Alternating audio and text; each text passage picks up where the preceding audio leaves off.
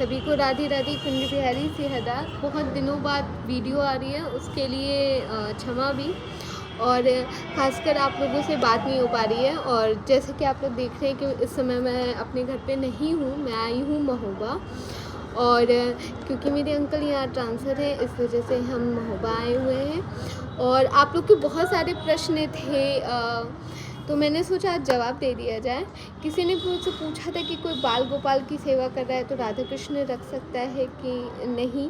तो ऐसा कोई नहीं है, राधा कृष्ण आप रख सकते हैं, पर ध्यान रखिए कि सेवा उतनी ही बढ़ाइएगा जितनी सेवा आप या आपके घर वाले कर सकें। बिकॉज़ एक लड़कियों के लिए या किसी भी चीज़ के लिए या पूजा पाठ सेवा में एक चीज़ सबसे ज़्यादा प्रॉब्लम आती है कि हम अगर सेवा बढ़ा लेते हैं तो हमारी शादी के बाद हमारी शादी कहाँ हो रही है, घर में कोई कैसी कितनी सेवा करेगा जैसे हम करते हैं कि नहीं करते, या आपको सेवा अपने साथ ले जानी है, ठाकुर जी आप ले जा रहे हैं, उनकी सेवा अगर आपको अपने ससुराल में करनी तो ससुराल वाले भी उतने भक्त हों, उतनी सेवा प्रॉपर हो पाए। इसीलिए अगर आप सेवा बढ़ा रहे हैं तो ये हमेशा ध्यान रखिए कि सेवा भविष्य की ओर भी ध्यान रखिएगा कि सेवा उतनी बढ़ाएं जितनी आप कर सकें, क्योंकि सेवा हम बढ़ा तो बहुत लेते हैं। जैसे आप यूट्यूब में कई देखते हैं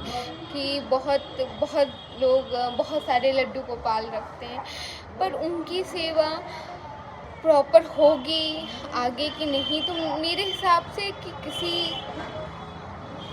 सेवा उतनी रखनी चाहिए जितनी आप कर सकें और भविष्य में भी वो करना पॉसिबल हो सके, क्योंकि कभी कभी हमारी कहाँ शादी हो रही है, कहाँ नहीं हो रही, कोई कैसा है, कितनी सेवा कर रहा है, वो बहुत डिपेंड करता है हर चीज़। तो मेरे हिसाब से उतनी ही सेवा लें जितनी आप कर पाएँ। इसीलिए, और भविष्य में आपके घर में भाभी कैसे आ रही है, क्या आ रही है, कौन किस हिसाब से कितनी सेवा कर लेगा, ये बहुत इम्पॉर्टेंट है। तो अगर कम है तो आप बढ़ा लें, पर ध्यान रखें कि भविष्य में भी उनकी सेवा ऐसी ही ठाकुर जी की सेवा चलती रहे। ये ज़्यादा इम्पॉर्टेंट होता है। बाकी फ़िलहाल आप लोग के जो और प्रश्न हो वो पूछ सकते हैं, और मैं कोशिश करूँगी कि मैं आपको डेली ठाकुर जी की बात उनके बारे में बताऊँ, सेवा के बारे में बता चुकी हूँ, तटिया स्थान के बारे में भी बहुत बता चुकी हूँ, और गौड़िया संप्रदाय के बारे में कल से वीडियोस आएंगी। गौड़िया संप्रदाय में कौन कौन महान संत हुए हैं हम उनकी बात करेंगे। गौड़िया संप्रदाय में दीक्षा के क्या क्या नियम हैं हम वो भी बताएंगे। और किसी ने मुझसे कहा था कि मैं तटिया स्थान की भक्त हूँ पर मुझे इस्कॉन का तिलक बहुत अच्छा लगता है, तो ऐसा बिल्कुल नहीं होता।